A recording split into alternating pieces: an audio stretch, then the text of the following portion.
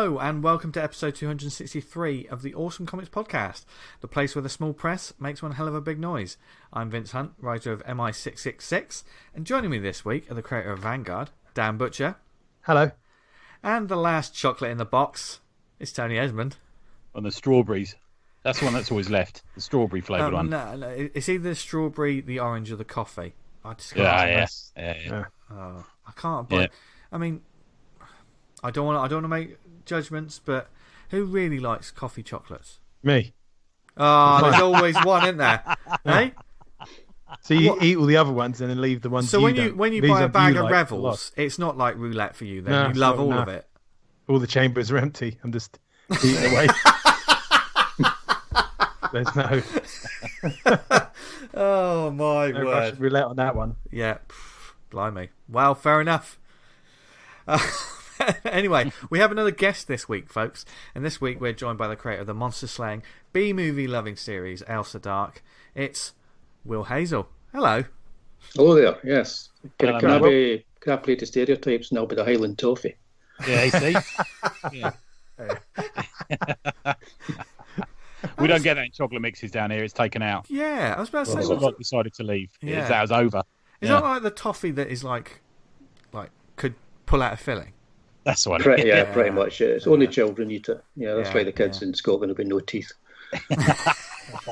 Man, it's rough up there. To anyone in Scotland, we do love you, and the Awesome Comics Podcast are big fans of you. So just want to say that Tony Esmond is in no way affiliated with our true feelings.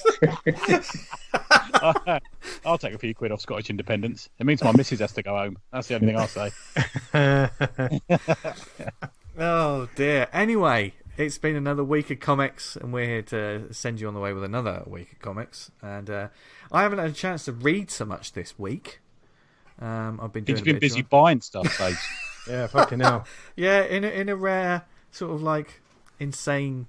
I think I'm going to buy myself some books moment. Yeah, I popped to that. Anyone who listened to last week's show knows that I discovered a little comic store in Glastonbury. I got so caught up chatting with the owner that I didn't have a chance to properly browse the shelves. So I went back the week later. I pulled a Tony Esmond. That's what I like to call it. So I went back. So many books you had to buy. You had to get a taxi home. Yeah. So and one of the books I'm going to talk about later was On the Hall. But there's a book series that I got that I tell you what, on this coming week, I had the first 2 volumes of Black Science, which I'm a big fan of, but I you know when you just fall out of a series for a little bit and you keep meaning to go back to it, you know, in one chunk. And I never got round to sort of buying the trades, or the trades just kept being added to the wish list. And got an absolute steal, like issues trades 2 to 7 when I bought them. It's a proper fantastic deal. I doubled up on. No, it was 1 to 7 actually, but volume 2 was missing. So I've got a double. I've pulled another Tony Esmond. I've got a double of volume 1, which I'll probably send out to some lovely listener. Are we going to stick that in? Are we going to stick that in the prize? Yeah, we'll prize put it in. We've got a week. little competition we're going to talk about a bit later. So yeah, Black Science will be in there as well. But this coming week, because I've now got 7 volumes of this to read, and I'm hugely looking forward to it. I think I might read a trade a day. I think it might be Black Science Week for me. Good stuff, babes. Wow. Good stuff like it. Yeah. Have you ever done something like that? Like just got on a series That's and just every day for Tony. Reading the Yeah, true. I tell you what, I just read a trade before we came on. I read Slots from Dan Panosian. Fuck me, that's a book. So good. Really? Yeah. What it's else great. has Panosian done? What have I? Oh, you name it. He's done loads of Marvel, loads of DC yeah, stuff. That's why I know there. Yeah. Yeah. You know him. He does a lot of sort of movie cool kind of noir-y stuff now. His style has changed quite significantly. Did he do a lot of stuff with the Liefeld crew back in the 90s? Yeah, he did. He did some Alpha Flight and he did some Image stuff. And yeah, his style's really changed. He's become like him, and he's part of that sort of little LA crowd, the cool crowd down there, you know? Oh, bloody yeah, right. It's lovely. It's got some. It's fantastic style. Have you seen his stuff, William? Yeah, it's really nice. It's very kind of like old school but modern. Yeah. Yeah. Like it a It's lot. got Robert McGuinness kind of style to him, isn't he? Somewhere there's that sort of paperback novel thing. Yeah, it's kind of like if Jack Davis didn't do caricatures. That's the kind of stuff he would do. Yeah. Nice. Him and Gabriel Hardman aren't a million miles away in style, I'd say, as well. It's that sort of place. Oh right. Yeah. Oh, so that has sort of moved on a bit. So and that's Slots, you say, which isn't going to be your recommend for later, but no. It will go in the show notes, of course. Thank you. Because we're professionals here. Well, we're not, because we're not getting paid for it. But essentially, we get paid for sponsorship ads, and our sponsor this week is Comic House. Yes. I say it like we have a different sponsor any other week. We don't. No, we'd be lucky to get any sponsor other than this, to be fair. Let's face it.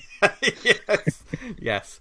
But thank you to Comic House for supporting the show and sticking with us. And they're putting in a lot of good work for the indie scene all over the world, not just the UK. I know we're a UK-based show, but there's creators from all over the world putting their books on there. For those who don't know, if this is your first show, should we apologise straight away? No, I think we'll wait till the end. Just wait to see how bad it gets. Yeah, but for those who don't know, Comic House are the indie comic marketplace with a difference. Because it's not just all about the selling, it's all about the comics, and that's what this show's about, so that's why we love them. If you go to comichouse.com, there's a huge selection of titles on the database. Lots of creators can go on there and they can list their book on there for free and just start selling their hard copy straight away. But they have a brilliant app where they're adding stuff to it all the time. The library is just getting bigger and bigger and bigger. We love it. And what sort of stuff is on there at the moment, Dan? There's a whole slew of new stuff. Athelia, Volume 2, Blood Brothers, Volume 1, Issue 3. There's this chap called Jordan Kroger, and he was mentioned on Twitter about where to put he wanted to put his comic on Comixology, and he was saying how about him. I said, well, put it on Comic House, and he's obviously taken that advice, and he's put all 5 issues of The Fist on there. Now, The Fist is one you've I've reviewed that. this, yeah. If you like Atomic Hercules, you will like this book. It's nuts. There's okay, cool. It's the tagline is the story of a man, his fist, and his wife who was a spaceship, and they go down to this. I've read this. I read the first one on your recommendation, man. This is great stuff. Yeah, really good. So definitely check that. All 5 issues are on the app. 5 issues, amazing. Yeah, you've got Symbolism Rewired, more Teddy Boy. We've got to issue 7 on Teddy Boy. Okay. Woodland Creatures Volume 1, Jump Scare Volume 2, Death Incorporated Volume 3 by our friend Charles Raymond. Penguin Vision. Oh god, there's so much stuff on there. Yeah. It's really taken a step up again, isn't it? Yeah. Comic House recently. There's a lot of people on there now, because it used to be we knew everyone, kind of, didn't we? Pretty much. But now there's loads of books on there, people I've never heard of, new stuff on there every week. Yeah, it's really gaining some ground, guys, I think. Got country China, country Venezuela, United States, Hong Kong. Yeah, there's loads of stuff coming on there now. Brilliant. Loads of stuff, yes. That's weird. I get loads of listens for the other pod from Venezuela. How weird is that? Yeah, is there a big comic industry that we're not aware of in Venezuela? There is huge comic book industries and movements all over the world that we don't know about because we're in our little bubble. Do you know what I mean? And I think it's the same all over the world. Because when you're creating comics, or you get to know that community wherever you are in the world. And we'd love to know what this is like for other people all over the world. By the way, get in touch with us and let us know, because I find it fascinating. Like when we've had creators from Australia or America or just where Europe and anywhere, and suddenly they discover that there's other small press communities that are just as welcoming, because it is a lot. And we've said in the past with the UK, we've got a bubble of a UK community, and because we're not a big island, we're tiny. Let's be honest, we're a thumbtack on the planet. So you could turn your head and bump into a small press creator here, whereas in some of these bigger countries, they have to take planes and shit. Yeah, they do. Yeah. I say, William, there's quite a vibrant small press community in Scotland, as far as I'm aware. There is, yeah. I also just like to mention Tales of Mystery and Imagination is also on Comic House on the app. That's my old anthology comic. That's well worth a look.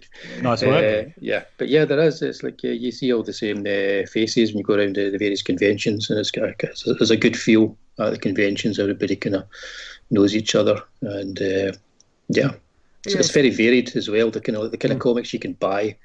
It just span so many different genres and so many different kind of I call them attitudes, as to how people. And people are always willing to try out each other. I mean, because I know when you get used to like a comic community and stuff, you're all buying each other's books or this, that, and the other. But when you're in that sort of mentality, there's a real openness to try new stuff as well. You know, I mean, people I've gotten to know, I've picked up their books, and it might not have been something that I would have gotten 5 years ago, and now I'm a huge fan of it. You know, and become friends with the creator.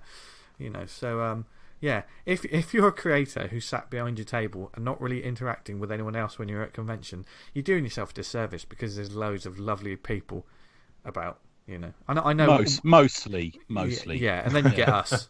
Yeah, but that's part of the kind of like the joy of a convention is interacting with people. You know, yeah. I'd say the last time I spoke to you at convention, William, is you'd forgotten your glasses, so you had shades on, which I thought was quite a cool move. Oh, that he's a baller. Ah, yes. I started this stream with shades on. You did, yeah. That's a good way to just to look at this strange guy that doesn't know what he's looking at. Anything that was about 12 inches further away from me was just a blur. Well, let's not go down that route. But if you want to go down the route of I've used that defence. If you want to go down the route of fantastic comics, then you should go to comichouse.com, find out more about the 14 days. Still in the advert. We are still in the advert. I haven't closed it off yet. There's a 14-day free trial with code Stay Safe, which you should remember, because you should all be doing it anyway. You get an extra month, and also if you've got any all ages books or anything like that, get them on there on Comic House, because they really want to push like the family friendly sort of comics and stuff, and setting up so more kids can read comics without having to worry about the filth that the people on the Awesome Comics podcast create. So thank you for sponsoring us. And now we're finally into the show proper, after talking about toffees and God knows what else. See, this show can go anywhere, people, but eventually somehow we claw our way back to comics. I see Dan Vanguard is back and cooking with gas.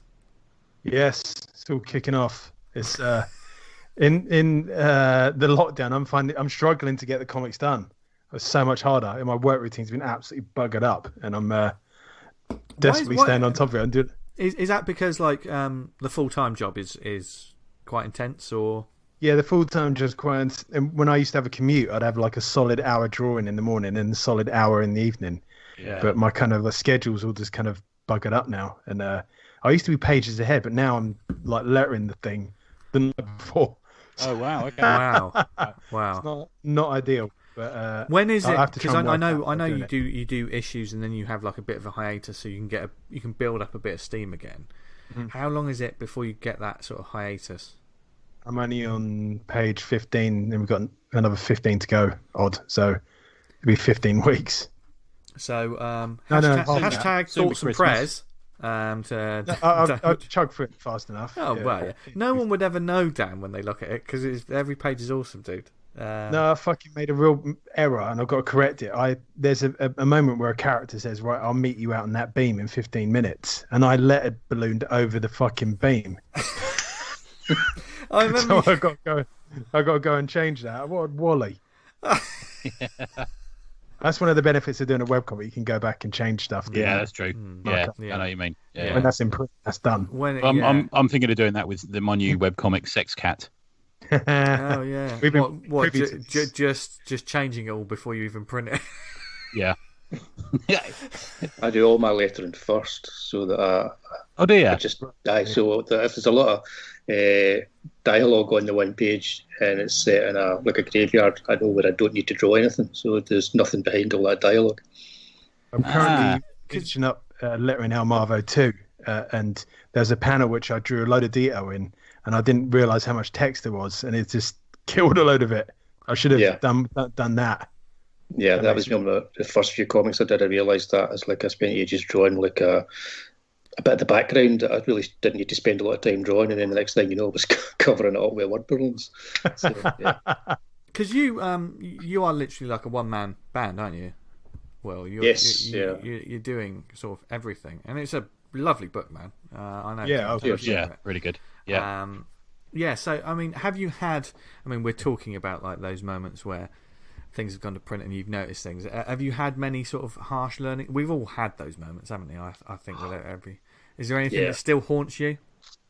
No, not really. There's still the odd wee typo in that slips in. It's always when you actually corrected it, and then you go back into the Photoshop file to make a change, and then it doesn't get updated or something in InDesign. It's like this one wee typo gets through. Yeah. But you look at first editions of books and that, and they're full of them. So you don't feel so bad about things like that. And that's the benefit of a small print run, isn't it? You can change it for the second one. Yeah, that's it. That's it. I think the main thing was for Ailsa Dark.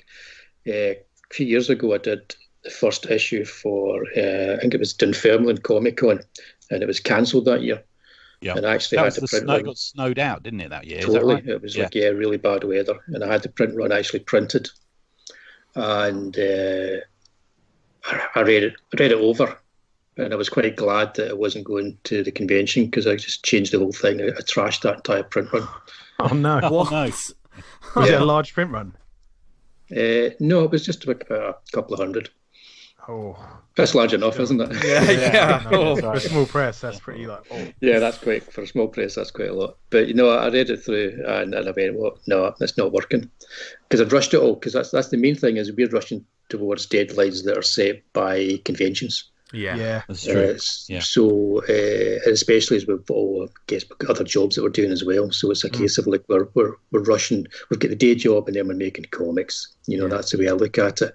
And the comics, you try and get done what you can for that convention to the best kind of like quality you can do. Yeah, there's a certain amount of pressure, isn't it? You put on yourselves as a creator, which surely in some ways can't be healthy. I think some people put too much pressure on themselves when it comes to, like you say, these especially just say a thought bubble deadline. Because everyone's releasing something in a thought bubble, aren't they?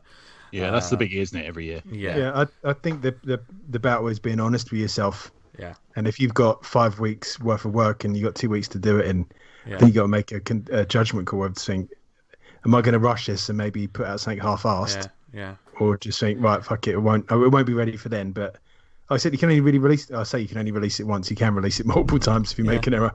Just reprint it. And dare I say it? I mean, looking at the silver lining to the cloud, obviously this year it has been shit, and with the virus and everything else, and obviously it's been sad that conventions have been cancelled, very rightfully so, and we're huge supporters of everyone that's doing the right thing.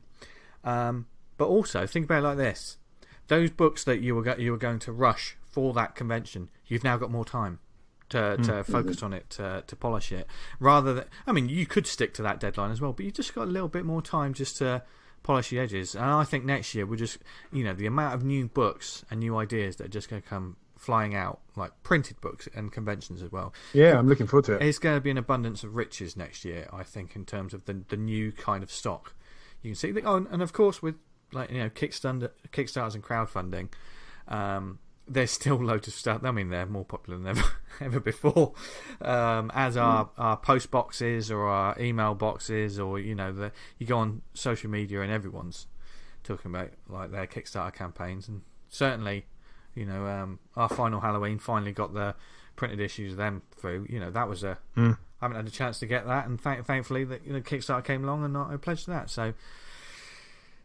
Comics are always about, but I think in terms of the convention scene, actually like the physical interaction and new books, I think next year should be seen as being very exciting. I saw a report today that said they think the second spike's going to be January now. Really? So I don't think we're going to get a convention before May. Bloody hell. Yeah. If that's the case, then just think of all that time you've got to make your brilliant comics. Yeah. Just look at it like that rather than, oh God, let's look. Mask up. Yeah.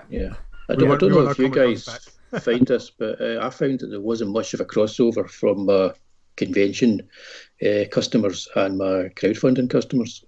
There was only a slight crossover. So, okay. Oh, really? Yeah. So I was kind of looking forward to getting out there, to Glasgow a few weeks ago, with something that'd be brand new to them, because even though a lot of them were on the mailing list, they didn't back the campaign. I think in a lot of cases people like to go to a convention, they like to have a chat with the person that's got the comic and then buy it there, So there's a lot of people missing out on that this year. And I think it's people sometimes see it on Kickstarter or Indiegogo, wherever it's going to be, and they think, I normally see them at conventions, I'll just get it when I see them. I'd rather have that personal interaction sometimes. Yeah, you're right. Yeah, so we've missed out on all that this year, which is a shame.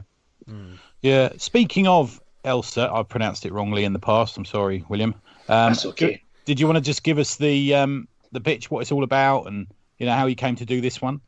Yeah, I wanted to do something that I just did everything myself to a degree where I was like, yeah, that's polished, that's professional, that's cool, and I wanted to do a single character.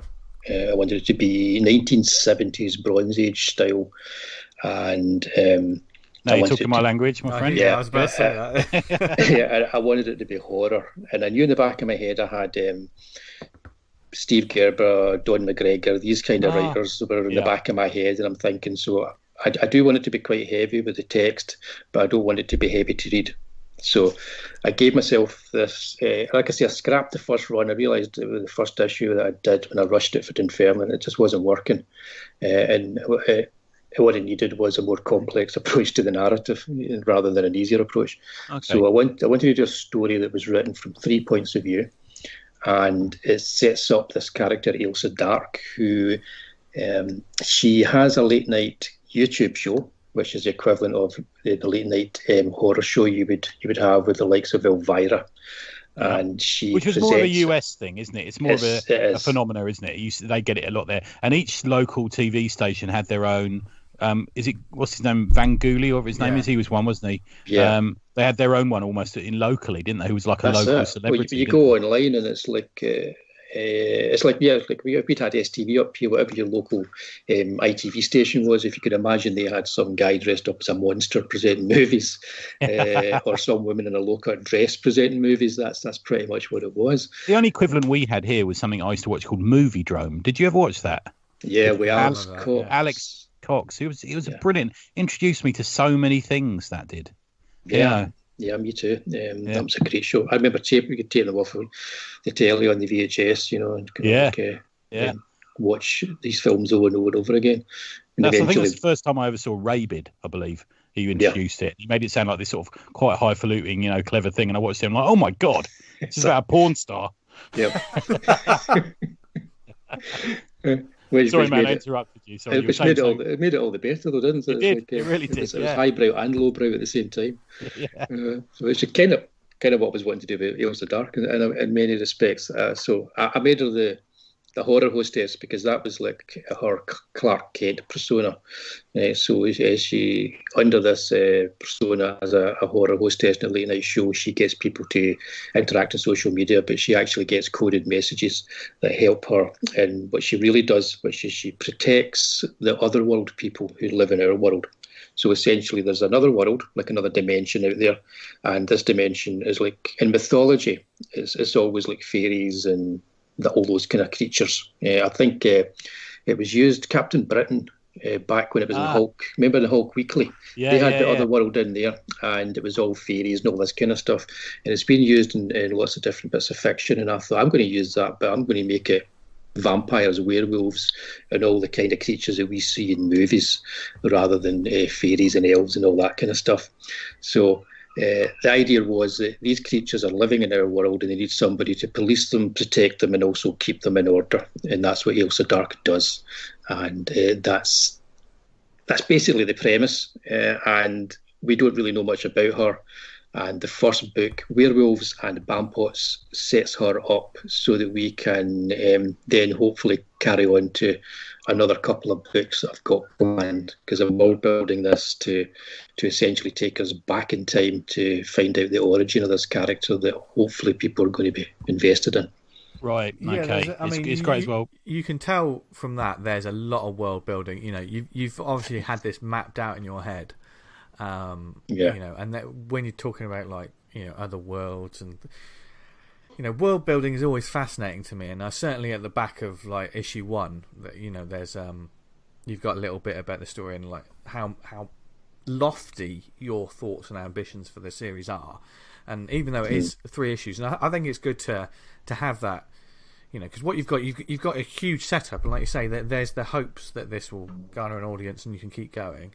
But you've still very sensibly sort of put it to a 3-issue setting, haven't you? Really. Whereas some people, Yeah. It's that recognisable Dark Horse thing that they've done now with Hellboy. It's that among horror comics, it's quite recognisable now. You do a series of minis, don't you? I think it's quite a good idea. Yeah. And I think That was also not if bad. you've got this huge world. I mean, there's loads of people out there thinking, I've got this huge world. You know, I've got A4 binders full of all this, and it's going to be a 50-issue series. We know where that's going. You know. Yeah, I think that's what my problem was with the first issue that I did. It's like it didn't make much sense because there was a whole lot of world I knew about, but it wasn't there in that issue. So I dumped it. I dumped a lot of the world building I'd done. I just binned it. Okay. Man, that's a brave step. There's a lot of people who wouldn't take that step and would just put it out anyway. But that I take it when you're saying that included the art as well as the dialogue. And yeah, I think I saved a couple of pages.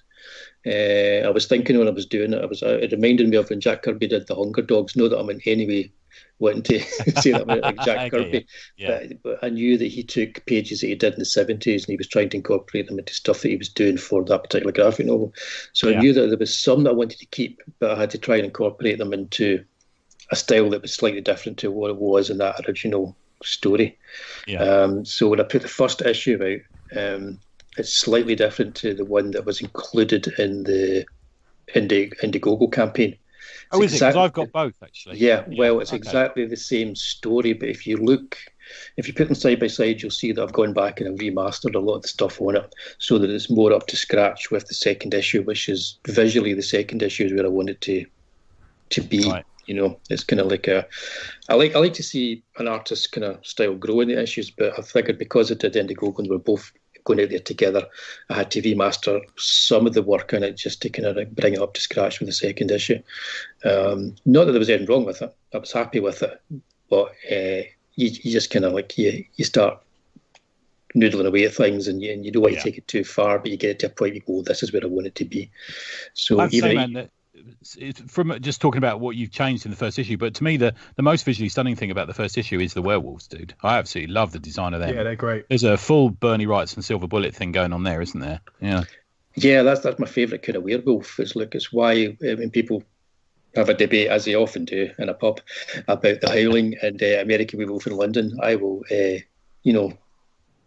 defend the Howling's werewolves as being the better werewolves by far. And I will support you on that. I prefer that film, especially because the newsreader at the end has still got lipstick on when she's a werewolf. Exactly. What, when she turns into an Ewok? Yeah. Although that film probably, at the end of the film, probably had more of an influence than the sequels than any other part of that movie. The sequels do go off on one, don't they? Oh, God, Was it My Sister's a Werewolf? Howling 2? Yeah, that's it. Who's the woman from Battle Beyond the Stars who's in? I think she's in Howling 3, isn't she? Sybil Danning. Sybil Danning, that's right, yeah. Classic actress. Sorry, mate. You mentioned Indiegogo. Now, I think you may be our first guest on who was launched an Indiegogo campaign. Yeah. How is it? Have you launched a Kickstarter as well, or did you just go straight to that one?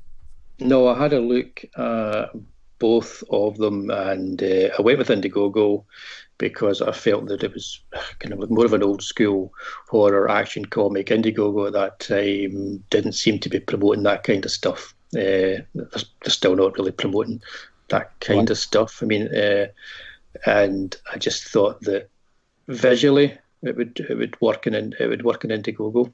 Sorry, Kickstarter went promoted. I keep saying the one instead of the other. Kickstarter went really promoting that kind of stuff on the front, the front pages, whereas Indiegogo was, and also Indiegogo gave you, they took less from you, and they gave you the option to carry on afterwards with the campaign because you go in demand. And that was a big thing for me. And I thought, well, that's cool. That's all we have there. That's exactly the question I was going to ask. Now, I was looking at some Indiegogos the other day, and they weren't currently funding, but you could still buy them, and that's how that works, right? I get you. I didn't realise that. That's not a bad idea. I don't know why Kickstarter haven't adopted that as well. It seems quite wise to me for people who've missed it or something.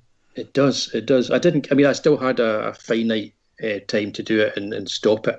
So as soon as I was ready to start fulfilling, I stopped the campaign because it's a continuing story.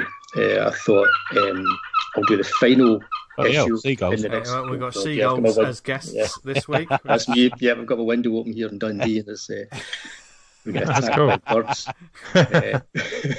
Are you Dundee as well, man? I didn't realise that. Okay. Yeah. Okay. Yeah. I think it's you're contractually obliged to be in Dundee at some point if you're making comics. I think you are. Yeah, there's a lot of good comic people there. Yeah, exactly.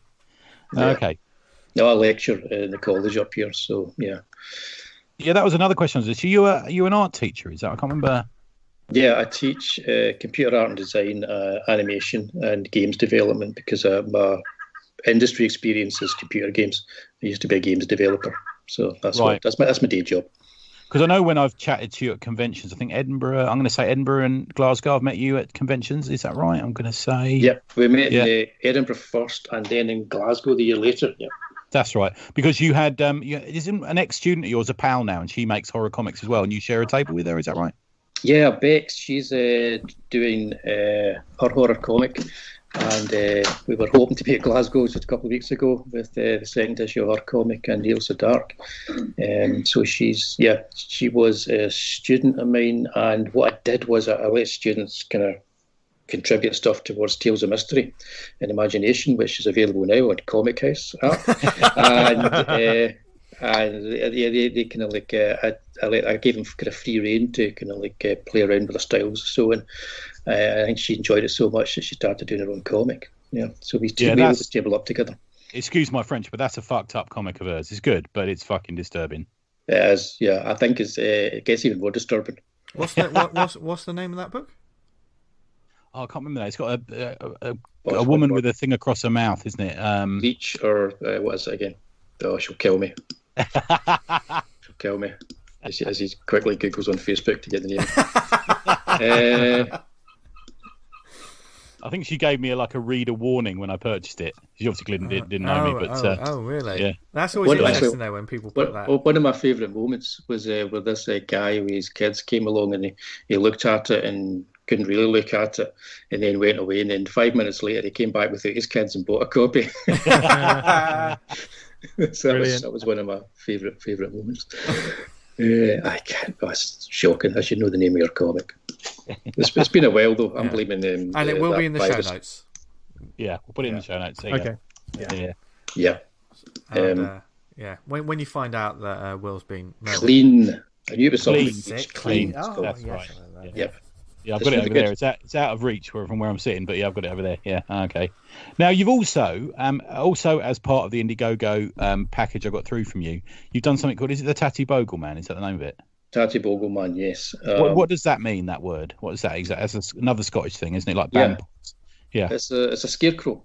Ah, right. Okay. Yeah. Right. I spell it slightly differently because I wanted to give it a spelling that made it look more like a comic book character's name. So it's Tatty Tattie normally, but I just went with Tatty, so Tatty Bogle Man.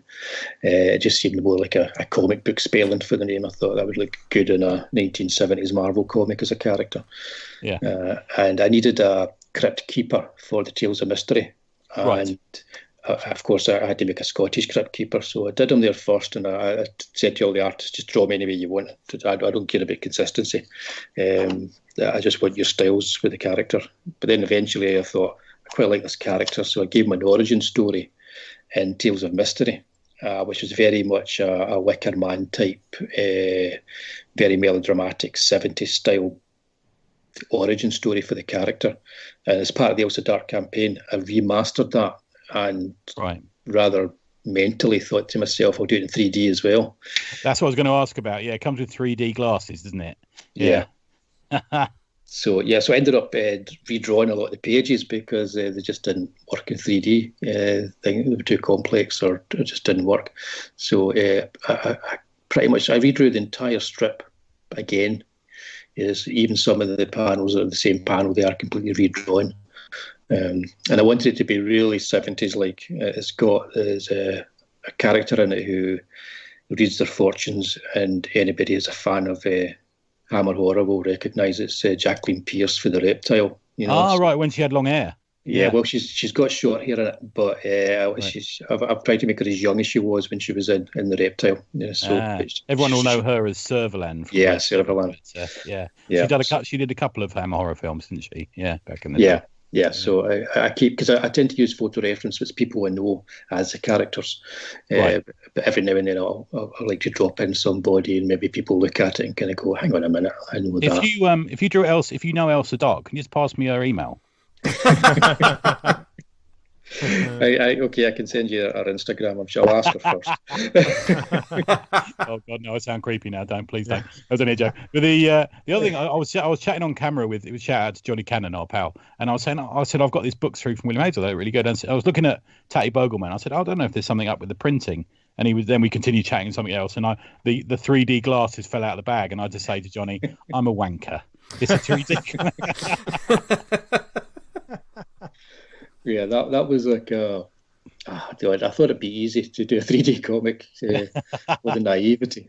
And I looked at all the different ways you could do 3D. If you're doing it with RGB on the screen, you can get some amazing effects done. And I was thinking, coming from the games industry, I thought I'll use a kind of depth mark, and playing with lots of different things. But then you try and do it in CMYK, and there's only the one way you can really do it. It's kind of the way I did it. Right. But it works. So I was quite happy with it. But I put a 2D version in the comic as well for there's both in there, isn't there? Yeah. It's worth thinking. I don't know. Would you guys ever do a 3D comic? I've never tried that. Honestly, I've never tried it. I wouldn't have the bottle to do it. Wonder whether it'll work for Sex Cat. Here we go. I mean, do you want sounds that like the coming out comic for it? I think someone got me a 3D drawing pad one time, like with the pens, but I never really tried it out. It was just a normal pad, Dan. I mean, because the world is fairly 3D. Yeah, I keep trying to double tap the world to get it come near it. It never works. Yeah. Oh no! I tell you what. Do you find? And I can't believe I am not the only one who's had this. I fucking did this the other day. You're reading a normal book and you're like, "That's an interesting bit of art," and your brain wants to just zoom in on it, and you put your hand to the paper and just think, "What am I doing? What am I doing?" I was drawing and my fingers went to do the split apart, zoom up, and I was like, fucking hell. It's that hard trained in now. I'm worse, so because I'm getting old here. I did some traditional drawing the other week. I had to use a magnifying glass to do the detail because I'm not used to zooming in on it on the Wacom and doing detail, and you're like suddenly back in the real world. I use a magnifying glass. I've had it in real life where I've been chatting to someone, I didn't really like them, and I've tried to sort of swipe them to the left to get that, move on to the next one. I just end up pushing them over, sort of. Has a similar effect. Yeah, it does. Yeah. So you sound like an old school comic fan, William. I know we often like similar things on Twitter, comic covers and stuff like that. Is making comics something you've always done, or is it? Because I've only heard of your comics for, I suppose, sort of 3 or 4 years, but is it something you've done for a while, or? No, not really. Just Tales of Mystery and Imagination was the first thing I did, and that must have been about, 2005 or so. No, it wouldn't be 2005. So why 2011, something like that. Why did you grasp the nettle so late? Not saying you're old, obviously. Yeah. But why so late? I'm that old. I can't actually count backwards from 2020. I just left the games industry and started teaching. So I wanted to keep a hand in something creative that I could make and produce. And comics, because I love comics, I thought, I'm going to do comics. I'm going to do it on my terms and do the comics that I want to read. Yeah. And that was basically what I did. So with the first issue of Tales of Mystery, I just got a couple of mates that I'd worked with before in the games industry. I got them involved to say, would you mind doing some stories for this? And the whole idea behind it was taking public domain stories. So we took Poe and Lovecraft stories because that allowed me to edit the comic, and it allowed us to work out exactly how do you take something and then strip it down to what you need to tell the story visually within a finite number of pages. So it was a really good exercise. So the whole first issue was like an exercise in doing that. And it did well. So I just carried on doing it. I did 4 issues of that. And then Elsa Dark. Oh, okay. So, so reasonably new to it, although it doesn't come across that way, man, at all. Yeah. Not at all. But you've just been an old school comic fan for years, since a kid, I'm presuming, are you? Or? Pretty much, yeah. So like I remember the first. I mean, I was reading comics before I went to school because my family would read them to me. So one of those kids that your family were teaching you to read before you got to school. So the first comic I wanted to buy myself was Spider-Man Weekly, Comics Weekly. Yeah. And I saw it on TV. To this day, I'm not sure whether it was an advert or was being talked about on something on TV. I think there was an advert, wasn't there? I think there's one on YouTube you can find. Yeah. Is there? Yeah. So it must have been that. And so I had a standing order for it, and my local newsagent missed the first issue because the advert obviously wasn't quick, in time for the first issue. Yeah. But from second issue of that comic, and I realised that there was a Mighty World of Marvel was also out, which I didn't know about. Yeah. So I quickly kind of like as an 8, 9, 10-year-old moved over from the Beano, the Topper, the Dandy into the world of Marvel and DC, and that was me. That was my go-to for entertainment comics. Yeah, that was good. They were great days. I was in Mighty World of Marvel and Spider-Man, and there was the Titans as well and all that sort of thing. But that was great because you get so many stories in the Titans because they turned it sideways and they had that was weird period. Weird indeed. Yeah. But that's where Captain Britain, when Captain Britain's weekly folded, which it didn't last, to be fair, very long. It jumped into Spider-Man, didn't it? I think, is that right? Can't remember now. Yeah. It's it was a great period of comics back then. I was very much into it. Yeah. There was that Captain Britain with the red costume. I mean, yes, I know he's the got best a red costume. with the blonde hair at the top. Yeah. Yeah, the sticking out the top. Yeah, I prefer that costume. To be fair, it's my favourite one. I will disagree. Yeah. Although it's very kind of the age, costumes, isn't it? But... That one. Yeah. Sorry, mate. It's very of the age, that one. Yeah, he had a sort of stick that extended. I saw that pose, when he's the classic him and he's kind of like pole vaulting on it, ripped off so many times. Yeah. As really very well traced, that one. Yeah, Marvel Contest of Champions. He was in that as well in the original costumes. Pretty good, actually. Yeah, quite like that. Yeah, I kind of wonder sometimes, it's like what kind of meeting Stan Lee had with Chris Claremont and everybody. It must have been a case of like Captain America's got a shield. What will we give Captain Britain? A pole. Yeah. It's like a pole jumping. I remember the buttons. If I used to know which each of the buttons did on it on the handle. Yeah, you could tell what they did. Yeah. Sometimes the colorist would colour them, and other times he wouldn't. That's right. I actually blame that comic series as being the reason that Chris Claremont does that stupid fake English accent now. If you ever see him, because he has to pretend now, doesn't he? I know he was born over here, but he does this accent that's like nothing like English at all, and he just pretends all the time. And he refers to himself as a Brit all the time in interviews. You're not, really, you shiny-headed idiot. Yeah. Tony's ongoing battle against Chris Claremont continues. Continues. He's got a head like a walnut. Anyway, continuing on. So what's I'm just going to the John Byrne forum and typing that in. They're probably like yeah. That's pretty lively, that forum. Yeah, I've heard so. Yeah. You had to have a special. It wouldn't let you in if you had a Yahoo email at one point. It was really. Yeah. Really? Yeah. Okay. Yeah. It's a strange one. But so what's the plan? So as I understand it, Dark was going to be 4 issues, but you've decided you're doing a double-sized 3 issue. Yeah, I was going to be 4 issues, and then I thought, it just takes so long when you're doing these indie comics yourself. It just does. Yeah. And I thought, but people are going to have to wait so long between the campaigns. So it's going to be again, thinking Bronze Age, it's going to be a bumper-sized double issue for the last one. So it's one campaign, you get the rest of the story. And anybody who comes on that campaign will be able to buy the previous comics as part of that campaign.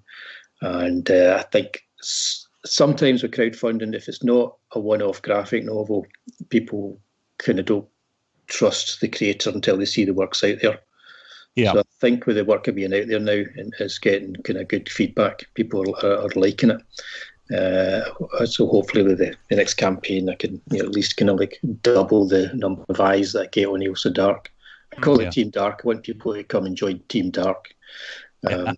So I want to have a letters page in the next issue as well. If anybody that's got it wants to actually write me a letter at Terrier Studios Gmail or even just on Twitter, get in touch with me on Twitter. I'll put an actual letters page in it, and I'm going to give a dark prize to the best letter. So, okay. Nice one. We did. Oh, Hello? Dan just disappeared. Dan, go on. Dan, yeah. We yeah. did. He was going to admit something Yeah. dirty there. Yeah, Dan, so yeah. we did a Let's page. We did, didn't we? Yeah. Yeah. Yeah. We And did Let's and Page in the anthology. we only made up 85% of them. You gave me. I had the power over the letters page. I got to answer all the questions, Oh, and they no. were mostly filth. To be fair. Yeah. Yeah. I mean, how long was it before I regretted that decision? I can't remember now. A couple of minutes. Yeah. Because I got all excited as soon as you said it and said Yeah. my plans are this, and you went, oh fuck.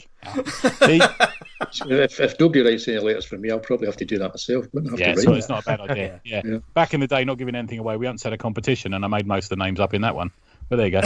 Do you remember? You went to me. I didn't realise all those people wrote in. I said I made them up. Since then, we do actually have people. We do now. Yeah. Competitions are now fair. To be honest about it. Yeah. Yeah. The other thing, man, I was going to ask you, and I'm quickly going back to the Indiegogo thing, is do you think I don't see so many Indiegogo campaigns from UK people? Do you think it's more of an American thing? Yeah, I don't know. I mean, it's like I know there's a group of guys that are kind of YouTube with the CG UK that are all doing campaigns. So Right. they're definitely out there. Just maybe don't look as if they're particularly like British campaigns. Yeah, maybe I'm just finding that Yeah. circle or something. Yeah. I was just wondering about the customers. Are they mostly American, are they? Or are they It's, sending for a lot me, of it was packages out? 50-50 with like a small portion. It was like I was saying, like one out to New Zealand, one to Australia, but the majority of them were a couple to Canada. The majority of them were the US and the UK. Yeah. And it's odd. I'm not too sure if there's. I know some people just buy one or the other. I'm not.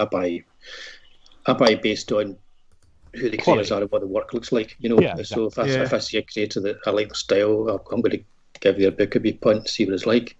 I tend to look at Kickstarter more than Indiegogo, and I think that's because I've used Kickstarter, maybe. Yeah, I think Yeah. it was that. It was a long first for us, and that was it. And Yeah. it's, I don't think there's an Indiegogo app either, is there? I've not seen one. Yeah, I don't know. I'm terrible with using these things on my phone anyway. So yeah, I'd say the only one I've backed two now, and the first one was you. So that's how I discovered it, because you told me about it at a convention. Right. That's kind of how I discovered it. But yeah, I need to explore it some more, because, like you said, there's lots of good comics everywhere, and I think there's. Well, I'm working on there's a lassie in London. She goes by the Twitter Charlie's London, and she's doing a Charlie Chaplin campaign. She's doing a I've mailing seen list. that. Yeah. So that's actually she's got the rights from the Chaplin Foundation. They're involved in it. So okay. I'm doing a one shot for that. that sounds interesting. Yeah. That's need to get yourself down the Elephant and Castle, man. Some of those buildings are still standing. Yeah. Around the back of Carter Place and all around there. I used to work literally a stone's throw from there, like across the road from there, and where he was born. It's a really interesting place. Yeah, it is. Yeah. She blogs about it all the time. And, yeah. So I mean, that's up there. That's a very kind of British subject to be doing, I think, as well, because it's the story of him, from his young days going on. And I'm doing a one shot that leads into a main graphic novel. Oh wow, okay. So that's interesting actually. I'm banging to that. I love all that stuff. That's a great film as well, Chaplin. It's a really good film. It's forgotten these days, but it's so good. Yeah. Well, I haven't seen that for a long time. No, I haven't seen that one. I haven't seen it. I mean, he's a real hero of Southeast London, Chaplin. He's he's just one of the guys. The Charlie Chaplin was the big pub. We used to have leaving dues out and stuff at the Elephant. It was quite a lively pub. That was, bloody hell. Yeah. Okay, sorry. Blimey. That's all right. Yeah. Interesting aside. I never thought we'd talk about Charlie Chaplin on this show. Yeah. Well, there you go. Charlie Chaplin in comics. It's common sense, man. I was always I'm Harold trying to Lloyd. squeeze a dinosaur in somewhere, but she wouldn't let me. I was always a Harold Lloyd man myself. Loved Harold Lloyd, man. Yeah, it's really good. Yeah. Okay. There you go. That shows. They got repeated a lot on British TV as well. They did. It was always in the afternoons, wasn't it, on BBC Two? I used to watch that. Yeah. The story I'm doing's got Stan Laurel in it, so that's cool because I'm kind of I'm more of a Laurel and Hardy guy myself. Ah, nice. Oh, okay. Yeah. Oh, they're great as well. Yeah. Okay. There were used to be Laurel and Hardy comics, didn't there? There's not anymore. Yeah, that's right. Yeah, It's you kind don't- of. Yeah, you don't really have that sort of crossover sort of. John McIntyre comic. Oh yeah, you get like a Little event. Yeah, the new adventures of little John McIntyre or something. Yeah, or I don't know. Comedy personalities don't really translate to comics really now, do they? Unless it's like, oh yeah, there's this new, like Entertainment Weekly will say, oh, you know, this stand-up comedian's written this comic, and then you get like probably a paragraph about the comic. Oh god, yeah. Well, Bob Hope had a comic for years. He had his own monthly for years. It's quite a thing. Yeah. I think it ran through to the early 70s, I think. Yeah. Do you remember they used to do like the celebrity comics of like the used to be in Looking and Radio Times, I think it was, like the 3-panel things of like, say, the life of Michael Jackson. Looking. Oh, and it'd be like Michael Jackson was born in 19 whatever, and then the second panel were like he'd be fully grown, and then he sung Moonwalker in 1990. Oh yeah, really getting to the nub of it on this one. Yeah. Oh yeah, you had people who had like some bands like, you know, the Monkees or Shawaddy Waddy or someone like that used to have strips in Looking, didn't they? Yeah, there's all these sort of thing. Yeah, there's sort of pretend lives of these probably, you know, just coked up pop stars behind the scenes, you know. What, when they're just hanging around amongst normal people, the norms, as if they ever could. Wanting to be part of my gang. You know where I'm going with that, don't you? Yeah. There you There's a strip that Kate Beaton does. There's like the crime-solving teenagers, and like it's like one of those kind of famous five things. They go, "Will you sort this out?" And there's just two like teenage lads, and they don't really give a shit, and they're just like standing there. I don't know, did it? And then it's probably the gardener. He did it. Yeah, and they're like smoking fags and drinking. Yeah, crime-solving teenagers doesn't have the same effect now in the age of millennials, does it? Let's face it. Do you know what I mean? So, yeah. They'll be on their phones. Oh God, that makes have you updated it? Quick, take a picture of me. Yeah. Oh dear. Good. Anyway, so so you obviously you're well versed with crowdfunding, and obviously the book has done well. So where can people go to like find out more about like Elsa Dark and stuff, and all you got coming? I think my Twitter's the best place to find me. So it's at Crawford_Hazle, HZLE. And you've just type in Elsa Dark, he'll probably take you to one of the Indiegogo pages. So I've got the new page up, which is a mailing list for the conclusion to Elsa Dark, Werewolves and Bampots. But yeah, I do most of my work on Twitter. Okay. No drama, just comics. Yeah. How do you find like marketing social media not social media campaigns, but marketing like crowdfunding campaigns on social media and stuff? Yes, I didn't realise. I made the mistake when I did the first campaign for Elsa Dark. We were also selling our property at the time, selling our house, and then I kind of realised once I was doing the campaign, you've got to constantly be on social media. You've got to constantly be trying to get eyeballs on the campaign. So I learned so much from doing it that this time I've got my mailing list out there. It's going to be a few months before the campaign actually starts. And I've got majority of traffic that came to the campaign came from Twitter. And the next largest was from YouTube. Oh, well, okay. Very little from Instagram, but to be truthful, I wasn't really on Instagram that much, but and Facebook. It was mostly Twitter and YouTube. So I've started doing more YouTube, doing live streams, that kind of thing, and Twitter. And the way I look at it is, I get myself out there. People kind of see that I'm an alright bloke, and I do good work, and then they want to invest in the crowdfunding. Because at the end of the day, you're asking people to give you their backing so that you can make the book. It's not like going out there and selling it at a convention. It's very much a case of like they're investing in you to create something. So I approach social media that way, and that's how I go about it. So everything's if I see something on social media that gets my back up, I just count to 10 and then go into something else, you know. Keep it all very professional. wise. Keep it all professional. Yeah, that's exactly it. Yeah. Hey, what do you think is about the importance of like you say you got a mailing list and stuff like that? Like, like email newsletters and things like that. 'Cause Yeah. Is that a hugely important thing for you to keep in touch? I think getting the mailing list going is important. I think more so it's getting some kind of connection there, so you get a core group of people who are customers or fans or whatever you want to call them. Because if you can get that going, then that's something to build on. Yeah. And it's however you do that. And you'll get so many people giving you so much advice, depending on how big they are or how kind of like small they are, insofar as how many issues they've had backed. It'll be different advice. And if somebody does really well, they are an expert in exactly how you're supposed to do it. So I did well. I did kind of like as pretty much what I wanted to do. So I'm analysing it from my perspective.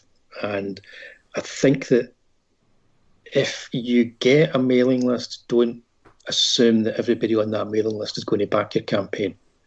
It's not going to happen. So people will think, I've got so many hundreds. You're not going to get so many hundreds backers, but you will get a good percentage that will back early.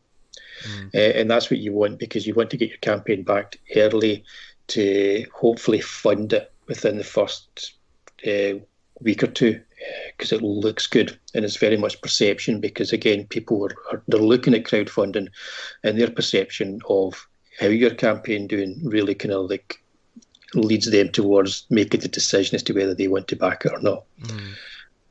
So that's what it is. It's kind of like building this positive kind of good perception in people's eyes of what it is you're doing. And do you continue with like the mailing list and stuff outside of campaigns and stuff as well? Because I think that's quite important to. Yeah, well, you'll get something from me in a week or two. This still from the first Elsa Dark campaign, because I'm also working on a third project. There's a character in the Elsa Dark called Logos, the green guy with the horns. Yeah, he's a banter demon. And he was just meant to be an ancillary character, so he was there just to get the story moving along. But I liked him so much, I wrote a graphic novel with him in it. the classic, the supporting character weeks. Who becomes more popular. So yeah, but it's a totally different thing, and I got another artist involved, and they're drawing it. Nice. And I can tell you right now that getting somebody else to draw your work. It's fabulous. Yeah, it's just so much easier than drawing it yourself. Easy being a writer. That's why. Yeah, I don't have to. Yeah. So I wrote it over to Fortnite, and I sent it to the artist just over a week ago. And today, just before I came on here to talk to you guys, I got 5 pages from him. Oh, nice! And they're all looking really nice. Brilliant. Can you say who it is, or? He's on social media. He's an American guy called Tony Sizzle. Oh, okay. Tony Sizzle. That's a very cool name. That's cool. You'll find him on social media. It's for the Deep South, and he's called Tony Sizzle. And I wanted somebody that had a completely different style to me as well, because I thought, although I'm world building, I thought I'm going to spin this character off, and I want people to buy this book that maybe have no idea that I've got other books out there. So he stands alone in his own book, pretty much in the way that it used to be in comics, where you didn't have to buy every single book to follow stories. You can follow my characters in the same world, but you don't need to buy all their books. You just, So yeah, so it's more of a hard-boiled 1970s pulp paperback sort of novel.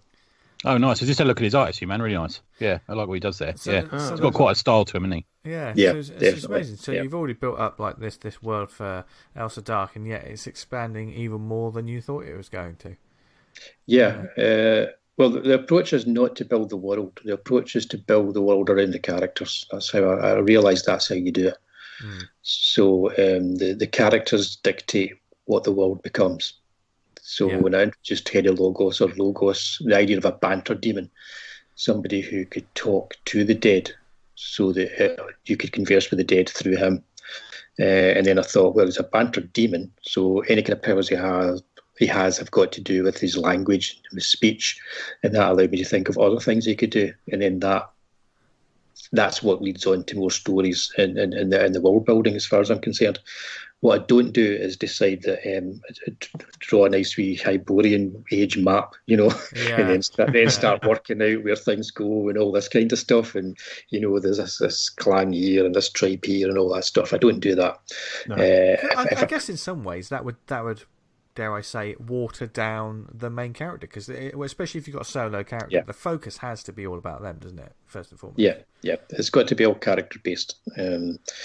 So this is why I approached it with 3 different narrators, so they've all got their own story to tell.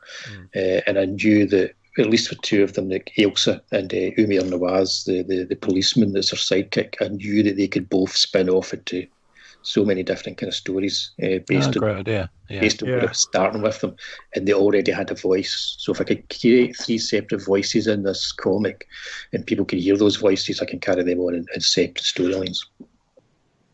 Nice. Cool. Nice. That works. Good stuff.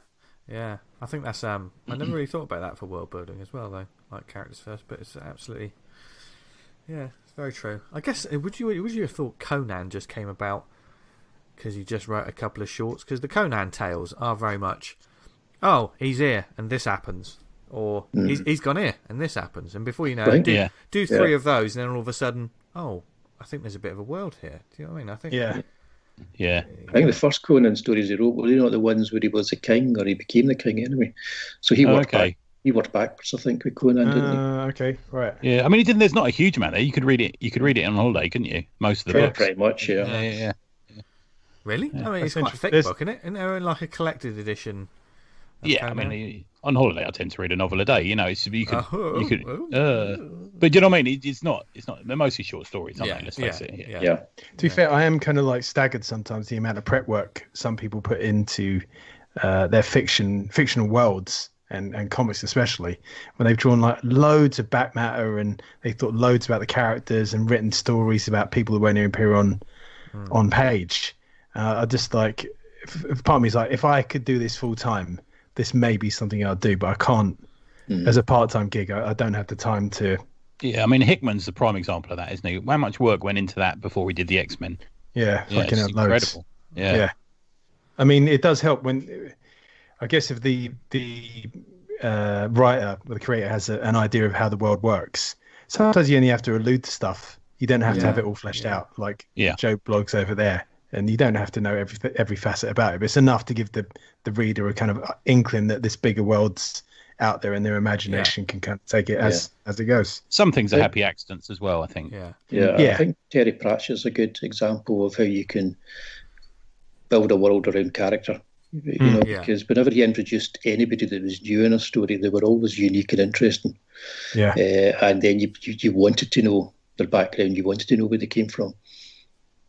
Yeah, and then it becomes a completely different, like that, with his books as well. Sometimes a character would just be in one book for a little bit, and then they'd have their own book, wouldn't they? And then things become a completely different kettle of fish when you get a focus on a character, which is why it's going to be interesting to see what this graphic novel's going to be like, focused on a supporting character. I think that's fascinating. I like to have a kind of like a touchstone. So for Ailsa Dark, it was Hammer movies, 1970s kind of like horror. For Logos's stuff, it's 1970s road movies and Sam Peckinpah. That's pretty much. Okay, nice. Right, yeah. Talking He's language. fucking hell. He's an interesting character, Peckinpah, isn't he? My God. Yeah. He'd be cancelled in no time nowadays. Oh my God, yeah. Is it Susan George got her interview for Straw Dogs? Him and Dustin Hoffman interviewed her with their trousers off. Bloody hell. Oh my God. My God. In his defence, he was incredibly high on cocaine and alcohol at the time. So he was drunk. I think Chris Christopherson directed virtually the whole of Convoy because he was just off his face. Yeah. And that's how we've done every single episode of this show. Yes. Don't do drugs; they're bad. Yeah. And substitute Coke for Tizer. Yeah. That could be worse, actually. Iron Brew. We mean Iron Brew. Sorry. Yeah. Oh. So if you like the sound of any of that, definitely check out Will's Twitter and pick up Ailsa Dark, and then get on board. Because you've got werewolves in it, and who doesn't love werewolves? Oh, and some brilliant werewolves, man. They're not just geezers who are hairy. There's sinewy, fang, fucking ridden nastiness going on there. The werewolves are all in the comics. The first two issues of werewolves are a bit stupid. They're not the brightest, as I say. Yeah. The ones they're I'm like, going to introduce, henchmen, aren't they? They're sort of I'm going to introduce one in the third issue. It's a whole different matter. That's not going to be a funny, stupid werewolf. That's going to be hopefully an awesome looking werewolf. Nice. Look forward to it. That's lots to look forward to. So stay tuned because we'll let you know when that's available. But I mean, we could talk for years about world building, 70s and Hammer horror, and I mean, fuck's sake, Hammer horror. I could have a whole fucking show about that. But but for now, go forth and check out Elsa Dark because we mentioned it on the show, and now we've had the creator on to talk about it. So if that won't convince you, nothing will. But do we have? And Will's going to stick with us for the rest of the show because he's contractually obliged. I'm enjoying myself. It's fun. Oh, that's good. Man. He's obviously that cocaine must have kicked in. Started drinking half an hour ago. That's what it was. Don't do drugs. But do listen to the shout outs. Have we got any shout outs, gents? Got a couple. So thanks to Ian, Nikki, and Tom for the great reviews of Tony Osmond on the Lakes Pod this week and of Atomic Hercules. I think they also reviewed a certain 666 book as well. Hey, yeah. So thanks. Thank you. Yeah, thank you. I was grinning all over my face. I'd recommend Atomic Hercules as well. That's some high pop. Oh, thank you, man. Thank you. Cheers. Yeah, very kind of you. Speaking of Tribute Press, we have currently got a Kickstarter out. We've got Knockout and Tiger Style, the new Tribute Press book, currently on Kickstarter. It's got about another 10 days to go as you hear this. Adam Phelps on the art and Fraser Campbell's on the writing. Grindhouse Kung Fu movie style, Bronze Age loveliness. And also, if you pledge at the £7 level, you also get a bootleg comic that I've written. So, which is a bit of a return to the Herc universe. Just wait and see. Those two seem like ideal to cross over with Cockney Kung Fu. Red. Yes, they do, don't they? Although those that have read another comic might understand that something else is happening there. Yeah. No spoilers, but they do. Yeah, totally. There could be a tournament, couldn't there? Yeah, she'd kill them both easy, but you know what I mean? That's what I'm saying. Fraser. And speaking of killing it, we also have another drink and draw coming up. Yes. The date has been set, and the last one was just a real good time. Actually, it was just fun, just a like-minded, lovely people getting around and just drawing and drinking, and it was great. And Butcher, you're going to make it, aren't you? Yes. There you go. That's confidence. Be more definite. That's confidence, isn't it? No. Yes. Sorry. Yes. I'm definitely. Yeah. I usually family arrangements have been changed. Let's just put it that way. So right. I do have access to the interwebs. Our internet text is so shit where we are. If someone's doing something, someone else can't be doing something. Damn. Babes, you don't have to explain yourself. It's fine. Yes, if you're Cam I feel like yeah. Don't I'm be doing defensive. the only ad stream. The wife can't watch Amazon. But anyone out there, if you just want to have an evening of just drinking, drawing, and just having fun, then the Awesome Pod Drink and Draw, which we've tacked our names onto something that the wonderful Tom Curry has been setting up. So huge shout out to Tom for setting this all up. It's all done via Zoom. If you get in touch with him on Twitter, that it's at this Chucklehead. If you want to join in, you don't have to be in you could just pop your head in, say hello, and leave. Yeah. Or you do whatever. 7:30 UK time on the 24th of July, which is this Friday. I did get that date right, isn't it? Yeah. That's right. Yeah, good. I know time and stuff. And like I say, there may be... Is there going to be a bit of a theme this time? I mean, there's no strict... you have to come on and you have to draw this. There's none of that. I'll probably put up another poll about drawing a Kurt Russell film, because why not? Nice one. Yeah. Okay. I might Well, I guess you could always just... If you're drawing your own comic, you just turn up and draw the comic on the stream. Yeah. I mean, the whole point is just bringing people together in the name of comics and fun. So, Tony, what are you going to draw around this week? The usual. Oh, right. We're going to get is it Sex Cat? So Yeah.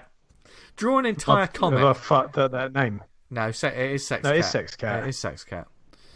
God, if there's a Twitter account for that within the next few days, God help us all. Go on. Yeah. Let's have a Classic. look at sex cat. No, Twitter. don't, Dan. You. The purging you'll need to do on your browser history. Yeah, so join us. It will be a laugh. So yeah, contact Tom and find out more. He's posting. There's going to be a post on the Facebook page, etc. as well, and we'd love to see you there. So there you go. Is there any other shout-outs? Yes. Hey! Galaxy Grappling Alliance. You got after you listen to this, you got about a day to back it. So get on that. And the Big Hike Comics are still putting together their anthology. So if you want to go in for that, that's submissions are open until the July 31st. Looking for 5 to 10 page stories, pictures of any genre to be produced in black and white. I did look in on this, and they're looking for more upbeat, fun stories as opposed to kind of down. Sin City. Yeah, that kind of stuff. You know what I mean? Want smiles, not frowns. And Reckless HQ, we're looking forward to their Knights vs Pirates, the brand new graphic novel from Reckless Heroes. We launch on Kickstarter on 8th of August. I mean, I'm going to be shouting about that until the time. You know, you don't want to jinx anything, do you? But that's going to be a slam dunk in it. That's guaranteed, isn't it? Yeah. If that might change the game, as in rather than doing floppies, they're just going straight to a trade. Yeah. We'll be watching. Although, you know, they put in an awful lot of hard work. It's been long, so a long time coming. But we're looking forward to that. It's going to be interesting to see what happens. If it doesn't get funded in 24 hours, what the hell's wrong with people? Yeah. Chris's artwork is just fucking goes from strength to strength. Yeah. And we say it every year about him. I don't know why he's not being employed professionally to do this, but hopefully people see this and we don't know. You got to keep him to us. We want him in the small press. World. Yeah. Plus, the Gigolo world wouldn't be the same without him. And the rest of the Reckless Hero boys, because we know where the bodies are buried. And is that it for the shout-outs? That's all I got. Yeah. Lovely. Yeah. So you know what time it is. I don't know why I said it like that. I do. Oh, God. It's time to recommend some lovely stuff to you lovely people, so you can go forth and check out some new comics. Now, who would like to go first this week? Guess first. Yeah, It's good. Go on. Yeah. Right-o. The spotlight just appeared on him, and he was like, "Oh God, it's me!" I'm actually standing looking up at it right now. Oh, yeah. These circle at me. Okay, yeah, I've got a couple of recommendations. Actually, first, before doing my recommendations, a lot of my kind of like horror comic stuff, I like to look at the old PDFs of the Skyworld comics, like Nightmare and Cycle, and you can find them all online because they're all in public domain. So if anybody is interested in like old horror comics from the 70s, the Skyworld stuff is really worth looking up and Googling and getting some PDFs and CBRs off, because that's my go-to along with Warren rather than EC, and none of the classy stuff. I always go to the really trashy stuff. So that's, I just thought I'd throw that in there. But yeah, I've got two recommendations. First one is on Indiegogo, and it's called Mary Boys, and it's a guy called Carl Stefan. We call him Chub. He's one of my online friends, and it's essentially Teenage Mutant Ninja Turtles combined with Father Ted. And Sorry, what a combo! Right. Stylistically, it's like Brendan McCarthy meets Will Eisner. Right. Okay. Yeah, and that's really all it needs to get people to have a look at it. It's done really well on Indiegogo. It's in demand, and he's currently put up a tier with a T-shirt that he's got hand screen printed tier with T-shirts for it. And the idea is these four wee chaps are like modern day Knight Templars, and their kind of like sensei is, if you can imagine, like a drunken priest, for Father Ted as their kind of sensei. So it's Mary Boys on Indiegogo. It looks gorgeous, and it's all traditional artwork as well. It's all ink washes and pen work. So that's my first recommendation. Give that a look. And then second recommendation is over on Kickstarter, and it's I always get the I always get the words mixed up. It's Zombie Holocaust Vietnam or zombie. It's Vietnam Zombie Holocaust, and it's George Lennox's comic, and it's been going for a few years. I bought them when they were in floppies, and he's now put it together as a graphic novel, and it's like if Lucio Fulci and Oliver Stone had got together to make a movie. Well, I don't know, dropping acid. This is the kind of movie they would have probably made. Yeah, I think I commented on the cover. It's an amazing. It looks it's like a movie poster cover thing going on. It looks really nice. Yeah, it's a really good sort of like trashy sort of. He obviously, like myself, he's into all the video nasties and all that kind of stuff. So if you take a zombie movie and you cross it over with a Vietnam sort of like war movie, this is the kind of thing you're going to get. So it's a terrific looking little comic, and he's already achieved his goal. It's still up there on Kickstarter. It's a Vietnam Zombie Holocaust. It's well worth watching the video. I helped him put the video together, and so that's my two recommendations. I say definitely check out Mary Boys on Indiegogo. Right. I don't know if it's going to be in demand much longer. It's really good. Just check it for the artwork alone. It's gorgeous. And George's Vietnam Zombie Holocaust on Kickstarter. Right. Nice. Cool. Nice one. Nice. Find those links in the show notes. Who wants to go next? Do you want to go, D?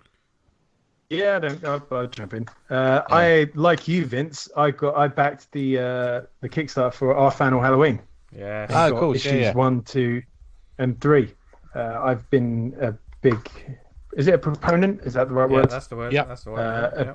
A big supporter for this one, and I've really enjoyed it. And the third issue continues the story in glorious fashion. Yeah. The artist character is Michael E. Graham, writer character Mike Garley, letters and logo designed by Mike Stock, and the cover artist Jess Taylor. Jess, quick shout out to Jess. The covers on all three are just fantastic, lovely stuff. Yeah. And they really complement the interior work of Michael E. Graham. And essentially it carries on the story of what... It's hard. I don't want to spoil it for you.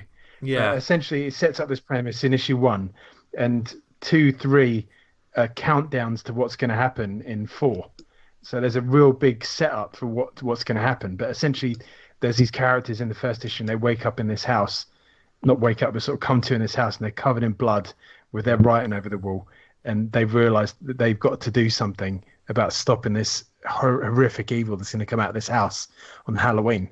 It doesn't all go quite to plan, and in the preceding issues, there's a countdown that pops up on pages of when it's getting nearer and nearer to Halloween, and these forces they're fighting against are getting stronger and stronger by the day. And they're obviously put up against pitfalls and hazards, interpersonal problems. And it's really well done. Really, it's kind of, I don't want to use that lazy stereotype of saying it's like a 1980s horror film, but it's got that feel of like these young people having to go up against a supernatural force that they're not particularly equipped to deal with, but are doing the best they can. The artwork, it's lovely. Mm-hmm. Every page essentially has about 3 tones. Would you say that's right, Vince? Yeah. You may have like look at this one. There's an orange, yellow, and browns, and that's it on this page. The color Mike's dictates use of color and just is beautiful. Anyway, if you look at his he does like sort of movie poster design work and stuff like illustration on it on his Twitter. Follow it. If you're not following him, you're doing something wrong. Follow. He's also a really nice bloke as well. But this combo of everyone on board, it's a dream team for this. But this book is like. Yeah, it's one of the better things I think in the small press at the moment. It's so really very good. It's running so smoothly, isn't it? It's just such a great book, I think. And I had the digitals, but I like you, Dan. I pledged to the print. I wanted the print copies, and that's I had the digitals and went in on print. Yeah, and I think I reviewed the first issue, but I haven't read it since. I need to get back in and read the others. It's so good, and it's so. I think it's great what Dan said about the covers, because they're almost unassuming. They're really striking covers, but I like the fact that they all work together. But even the design, the way the logo is and stuff, there's nothing shouting too much. It's letting the artwork and the cover itself do the work, and it just pops rather than like badges or all kinds of things trying to get you to read this comic. It's just a beautiful design. This is a great book. great book. I think these covers would appeal more to me and Vince than to Tony. I don't want to besmirch your team there. We will name besmirch you, there, sir. Tony. We will besmirch you all over your face. They're more of a graphic design element as opposed to. I don't know. Sort of pure I comics, don't want to do. Yeah. I don't want to do Tony down like that. No, that's fine, man. No. We all appreciate different things, don't we? I don't mind at all. Yeah. So we'll stick that in the show notes. We can get that from hopefully 4. I don't know if we'll get that before this Halloween because that's only just around the corner. But interesting, like in Miley Graham's artwork, like I can see the style he's got in 1, and it evolves all the way through to the 3rd issue, but it's still the same style. It's not like you look at 1 and you look at 3 and think, oh my God, there's a massive jarring difference because the artist has grown. It's grown, but in a very mature and considered way. Yeah, it's a fantastic comic. Yeah, check it out. Yeah, definitely. Highest recommend. Yes. Go on, V. Do you want to go? Because I want to hear yours. Yeah. I'll go next. And this was a book that I read the first issue of on Comixology a while ago, and I got the trade in my my bumper haul that we briefly spoke about earlier, and it's a series from Image called The Freeze, which for me is a high concept pitch, which sort of sold me. And I did thoroughly enjoy issue 1 when I read it. But basically, the entire human population is frozen by a mysterious global event. And by this, it's not all cold. Just everyone is just frozen in place, like just completely. They're still alive, but just if someone pressed pause on the human race right now, that's what happened. All except Ray, and only he has the power to unfreeze them. Now, with the fate of the world in his hands, he must figure out what is going on, how to set things right again, and answer the question: does everyone deserve to be saved? I mean, the first year was. It's I say post-apocalyptic. It has that sort of feeling of people surviving in a world after a major event. We've seen lots of these sort of things before. Whether it's electricity being taken out of the world, or a zombie event, or some sort of virus, or all these types of things. And this was just quite a unique one of doing it, and that was why I gave the first issue a try. And I did thoroughly enjoy reading the first issue because it wasn't sort of over the top and a bit. It's not schlocky. It seemed to be going for more of a character piece, and there were great moments like. Because for this guy, he continues as normal, and he just sort of turns around one day, and everyone's just frozen in place, and he wonders what's going on. And it's only when he bumps into someone and accidentally sort of touches them that they come back, they sort of wake up, as it were. And the story goes on and develops, and you see like he thought, and there's a lot of internal narrative, and he thought that it was only localized to his area because it felt like a sort of Twilight Zone episode. That he didn't quite know what was going on until he looks outside and he sees like the traffic jam is just all, cars are just piled up, and there's a plane that's just fallen out of the sky because everyone, it's like that moment in Endgame, or not Endgame, Infinity War, isn't it? Spoilers for anyone who hasn't seen this. Just the ramifications of when something major happens to people. What happens to the planes that are in the sky? What happens to traffic, and like when people just cease to exist or cease to continue functioning, and so there's those ramifications, which I thought it's always quite dramatic to see those sort of things, and those scenes are handled quite well. But the reason I bring this book up, I read the volume is 1 to 4, issues 1 to 4, and I enjoyed reading it. There were things that I thought could have been done differently, or some things that I was like, maybe that's a little bit rushed. It didn't go in directions I thought it was going to go in. And it starts, it does that classic sort of story. It sort of jumps ahead to almost like people sort of breaking into buildings and having to sort of rescue people or wake people up, and you think, oh, this is where we are now. Flashback to when it all started. I thought that's quite interesting, but that doesn't seem to go anywhere in the, that just seems to be a storytelling device that's just being used. And there were some things that didn't ring true, didn't quite work for me. It's a strange thing to talk about because I did enjoy reading it, I read it. I thought I can see what they've tried to do there, and certainly it's a lovely book. The creators are. It's written by Dan Wickline, art by Philip Sevi, letters by Troy Pateri, and it's a Top Cow part of the image line. Okay. And the book looks lovely. There's some certain panels where there's and it's more to do with like cars and stuff. There seems to be some photo reference, but a lot of it has this sort of it's a very clean line, and like a lot of it is a very dialogue heavy book, because it is a lot of people talking through different things, like should we wake up this person, who shouldn't be woken up, and there's a lot of morality things going on. There is also a storyline in it where they realise that someone that they've woken up is a serial killer. And I thought, this is when we're gonna get into the meat of this story. This is gonna be a long game, sort of thing. And that the resolution of that happens very quickly and wasn't very satisfying to me. I don't know whether it's just not my taste. It might work really well for some people, and that's why I'm like. It seems to be doing some things right, but there's a lot of. It seems like there's a few shortcuts that I thought could have been developed, but I don't know. There seems to be only one volume of it. If it ends at a point where it feels like it should be continued, but I did notice it says "to be continued" with a question mark at the end, which I think is quite strange. I think that's just a description of comics these days. Yeah, it's true. Yeah, it's true. Yeah, so maybe this is as far as it goes. It's a decent little read. It's on Comixology. It's only £3, like 20 at the moment for 4 issues. So that's not too bad for a trade, actually. So you'll get a decent read out of it. And like I say, I would be interested to see what other people think of it.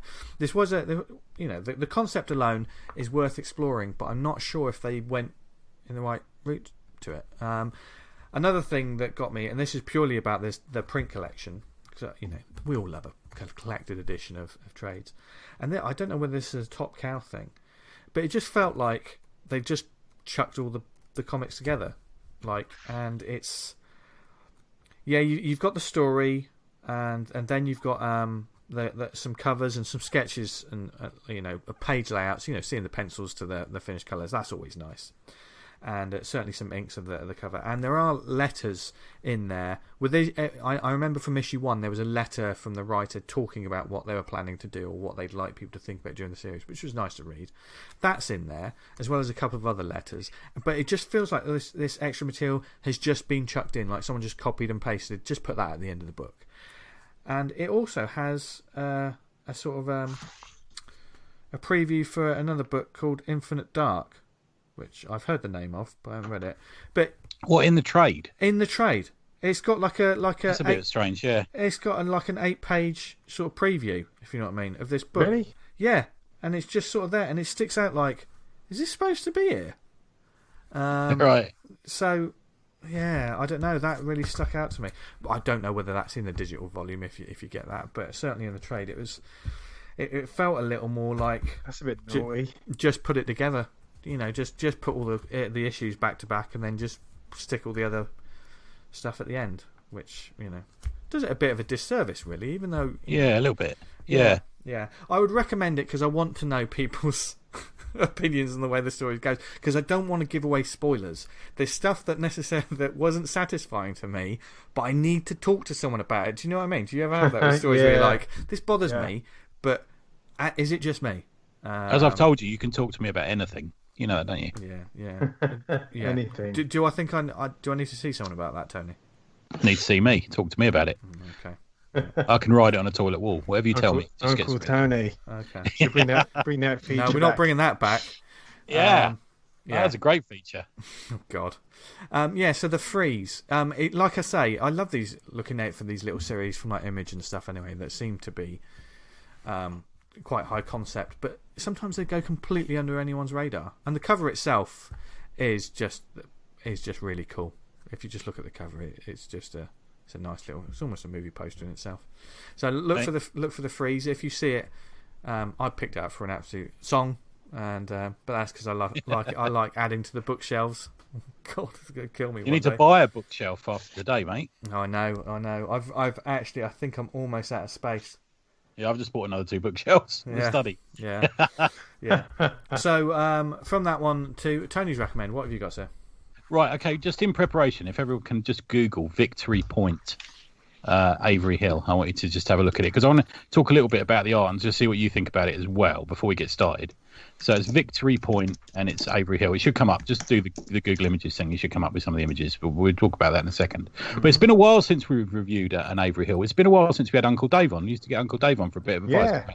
We should get Dave back on. Love those guys. They're really good guys. And to be fair, I'll be honest, and I put this in a review I wrote of it. I haven't been super feeling it for a while. I think it's maybe just books that are designed for other people, not quite for me, grumpy 37-year-old man. Do you know what I mean? It's sort of not really been... Sorry, carry on. Oh, thank you. I've not really been feeling it, but this one sort of struck my interest because I'm a fan of the creator, which is O&D Pomeroy, and I've it's between the Billboards and British Ice, which I think we spoke about at the end of last year. It came out through Top Shelf.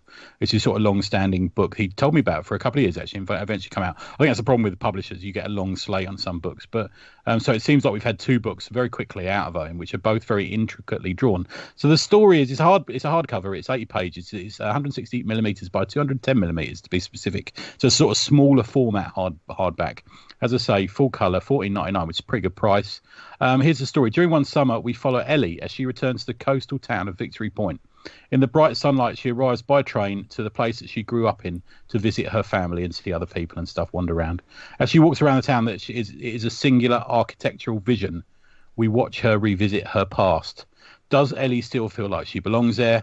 And will visiting her hometown refresh something in her that she's much lost?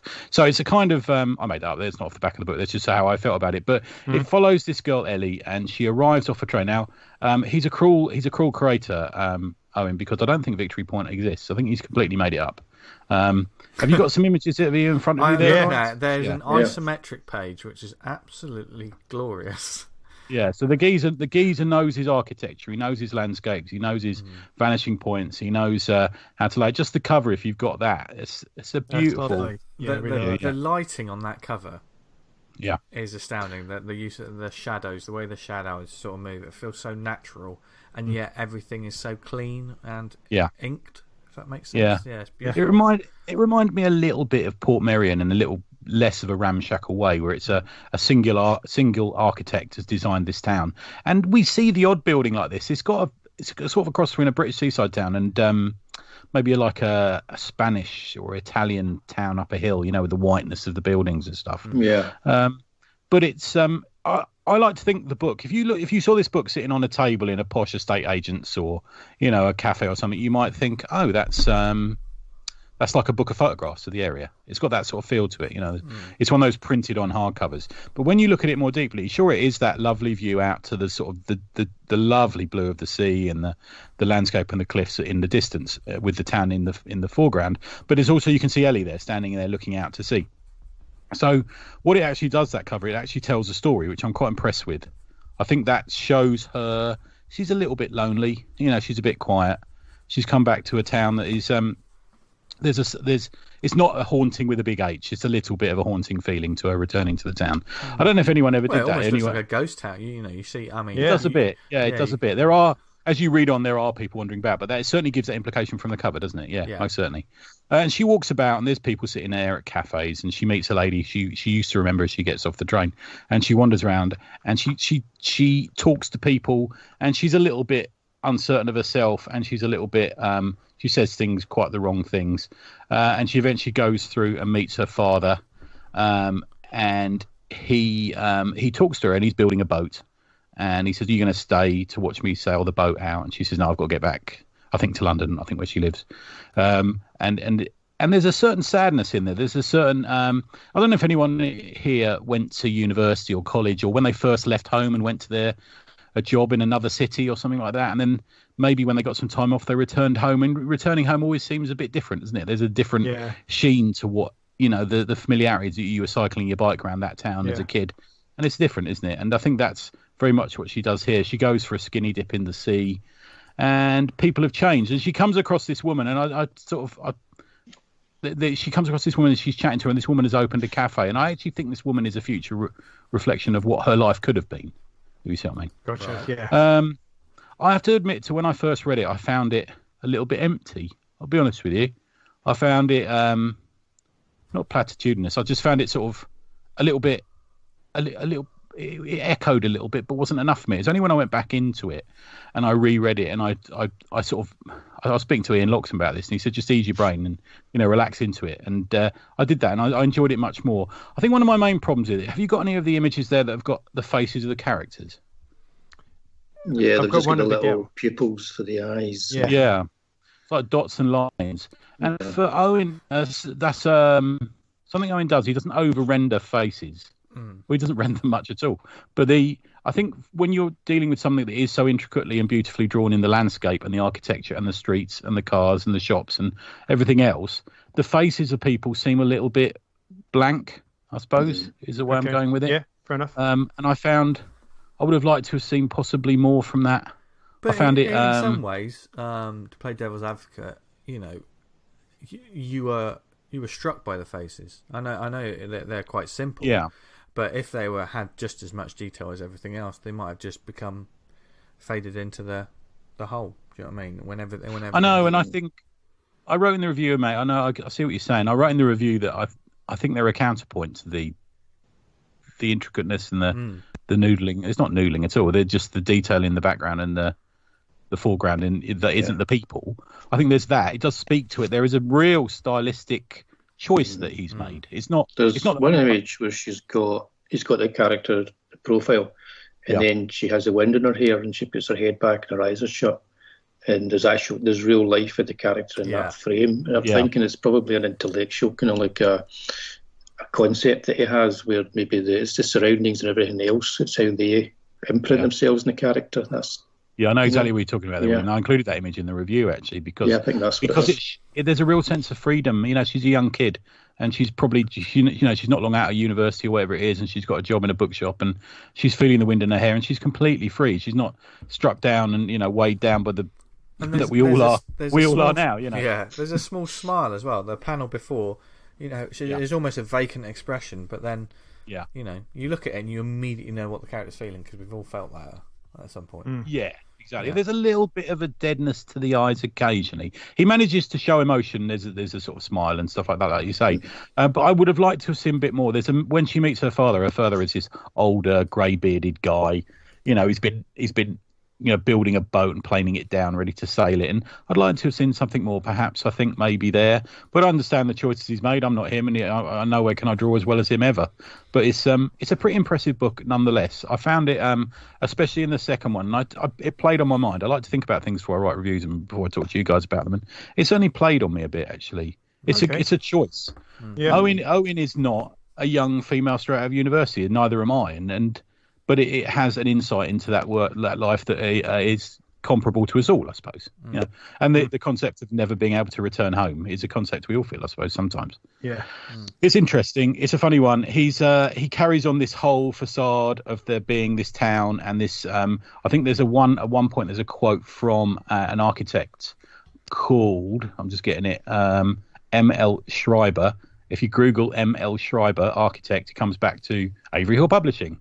So I think he's the verisimilitude of this book is pretty impressive. The appearance of a reality and stuff. It's clever. It's a beautiful thing. I'm glad I pre-ordered it. It's one of those things that you pre-order and you think, oh, well, that looks great. I love Owen's work. And then I completely forgot about it, and then it arrived through the post. So that's pretty good.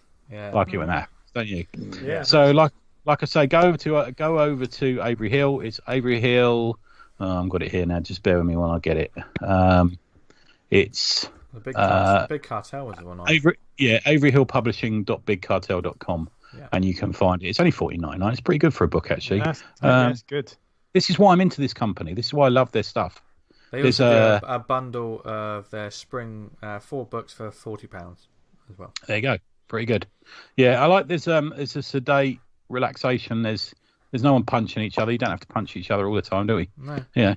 There's something about it that I really like, and it's not overly busy, and it's the colour's great as well. I love the colour. Yeah. I think I'll definitely like you say, get my hands on the this. shadows on the side of those buildings, just beautiful stuff. Yeah, lovely. There you go.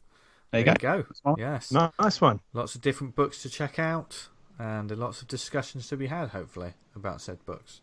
And that's what we want: people talking about books and just sharing the love. I don't know why I said it like that. I'll tell you what we didn't talk about is the fucking competition. Oh, yes. Yeah, do you want to do that? Yes, now? So before we sign off, we have a competition. It's an exciting one. And Dan Butcher, over to you. It's going to be within our group. We haven't done one of our little draw-offs in a little while. It's because this one's been on the launch pad and we're kind of working on it now. But essentially, we're going to launch a 5-phase awesome comic podcast group comic creator challenge. And nicely said. More details forthcoming. But essentially, what we're going to do is, from the ground up, we're going to get everyone in the group to come up with a name for a character, for a series, or a name for a comic.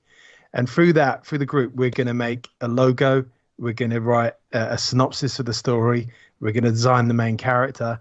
And then we're going to draw a cover. And essentially, we're all going to kind of pitch in and vote what we like the best. And then we're all going to kind of move forward with things. And I thought it would be a good exercise to sort of see how you work with this principle and working with a group and other people's ideas and selling your idea and seeing how it will go down.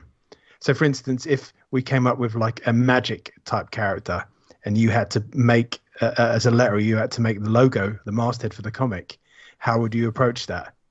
What decisions would you make? So there's going to be lots of design ideas. It's going to be something for writers, letterers, artists. Everyone gets a crack at the whip at this. And there's going to be prizes for 4 of the phases. The only phase we won't be, it's phase 1, where we as a group come up with character and names. And I think what we'll do is set up a poll in the group. Everyone's going to come up with a name or a title for the comic, and then the group will vote, and that's what we're going to go forward with. Yeah. So it will be one sort of character or whatever it will be, and then we will be working through the different phases of whatever that is. And everyone's different versions of it. For instance, the wonderful thing about characters is we all know what Batman looks like, but a Paul Dini Batman looks very different to a Brian Bolland Batman. Exactly, so that's the joy of it. And so to give you a kind of idea, on phase 1 it'd be the name or the character or the comic name. And phase 2 is going to be shot to the writers to come up with a synopsis for the character or the comic based entirely on the name. Yeah. So you won't know what you're going to come up with until you get the name. And we're not going to be claiming this character for use by us. It's just an exercise in creativity. Yep. And and if you create something that you want to put in your portfolios or you want to do whatever, you can do whatever. You go for it. But the whole point of this is to have fun. We got some prizes, haven't we? We have got prizes. Yeah. So so we're looking for it. Yeah, I think this came about during a show. Yeah, during a show, and Dan's gone away and thought about it. So, and it will be on the Facebook group, Awesome Comics Talk, on Monday the 20th. July. So go to Facebook and have a look at it there. We'll probably find some ways to cross-pollinate it with like Twitter, etc. If you don't do Facebook, but if you could probably go to that Facebook page, find out, and then get in touch with us. And we'll be able to sort it out. But it's going to be a great fun, and get involved. The art threads are brilliant anyway. But just a creativity, a comics creativity thread that involves everyone. We're going to try and keep this relatively serious as well. Yeah. So if it's going to be, if you're going to drop some sort of ridiculous, just because we're silly. The comics we like and we read normally aren't very silly, so but you could be funny with it. You can do whatever. Yeah, you can do a humour comic, but don't do like Sex Cat is copyrighted. That's Tony. So don't. We'll come after you with the might of our lawyers. Vince's smelly butthole, the comic. We don't want to see that. Yeah, I'd quite like to see that. To be honest with you, but that's taken copyrighted as well. Yeah, scratch and sniff edition. It's a scratch and sniff pop-up book. Who would have thought? Anyway, I'm being attacked by close-up brown eye man. Oh God. If you want to send any complaints, you can email us awesomecomicspod@gmail.com. Likewise, Ace of Dark at Gmail. Yeah.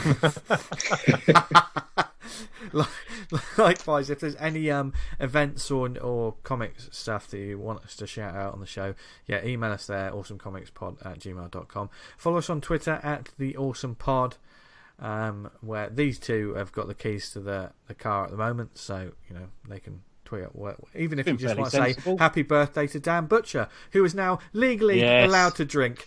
Wonderful. Thank you. That was an old laugh, Dan. Yeah. Everything is nowadays fucking old. Oh God. Tell me about it. I'll put a down on the show. Yeah. When I get to my 40, do you know what I mean? It's gonna. Yeah. I know. Well, you got a good 15 years away from that, Tony. So you're all right. That's true. Yeah. That's true. If you can do the Book of Faces, go to facebook.com/awesomecomicspodcast. Join the group Awesome Comics Talk. Never mind the competition, it's a fantastic community of people that just talk about comics, making them, conventions, just lots of different threads going on there all the time.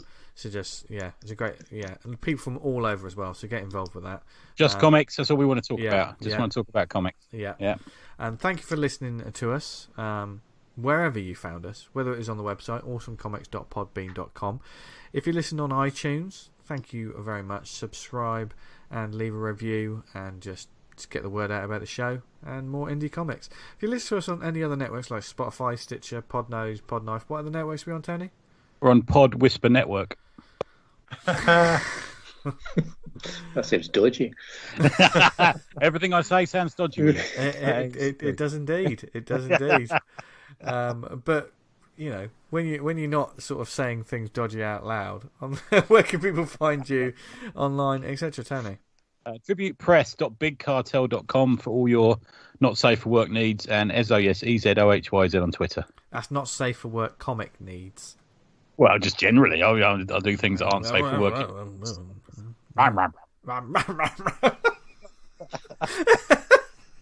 Dan, where can they find your lovely face? You can find me on Twitter at Vanguard Comic, and you can read Vanguard at vanguardcomic.com. Nice. You can find me shouting into the void on Instagram and Twitter at Jester Diablo. You can read my Instagram comic, which is going up daily on Instagram, funnily enough, for an Instagram comic. If you follow at Black the Comic, that's BLAK the comic. If you just want a bit of strange, ethereal, monotone sword and sorcery, I've got you covered. I like today's with just the single figure in the darkness. That was good, man. Really like that. Yeah. I don't know where it's going, so or do I? That's dramatic, wasn't it? Yeah. So our lovely guest, come and save us from the blankness that I just left with this show by letting people know where to find you and Elsa Dark and your brilliant comics. Find me on Twitter for the most part. It's at Crawford_Hazle, and Hazle is HAZLE. If you're on Facebook, you'll get me. William Crawford Hazle will get you my YouTube, and Elsa Dark on Facebook. You should be able to find us. There's a page for her on Facebook. And failing that, Terrier Comics, do a search. You'll find me somehow that way. Good stuff, man. There's just so much social media out there. Isn't it? Yeah. So thank you very much for listening, everyone. And thanks to our guest for joining us this week. Thanks very much for having me on. It's been a blast. No, it's been good, man. Yeah, I love talking Bronze Age stuff. Yeah, right up our alley, mate. Yeah. Great stuff. And to you, lovely people out there, thank you very much for listening. Go forth, read loads of comics, and just stay safe and healthy and be sensible. Wear your masks, you fools.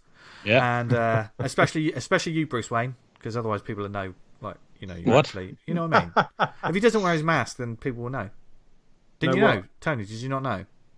I was the only person in the shop wearing my mask the other day. I know it's not in law now. Yeah, but you were robbing it at the time. But it is up here. Yeah, it is up here. Naked otherwise. Yeah. Well, when you listen to this podcast, it will be. Yeah. That's true. Yeah. Anyway, from one Justice League to all you lovely people out there, go forth, have a brilliant week, read loads of comics. From Dan, Tony, William and myself, stay safe, stay healthy, and what else should they do, guys? Stay awesome. Butcher. I know. What? Totally smoked me there. I was left on the starting line. Oh He was my burning word! off. Oh, that is. Look at Tony's. I mean, Tony's literally left the show. He's that happy with it. Bye, everyone. Still here? Yeah, I know Bye. you are, Tony. You're always in our hearts. Bye, everyone. See you later. See you guys.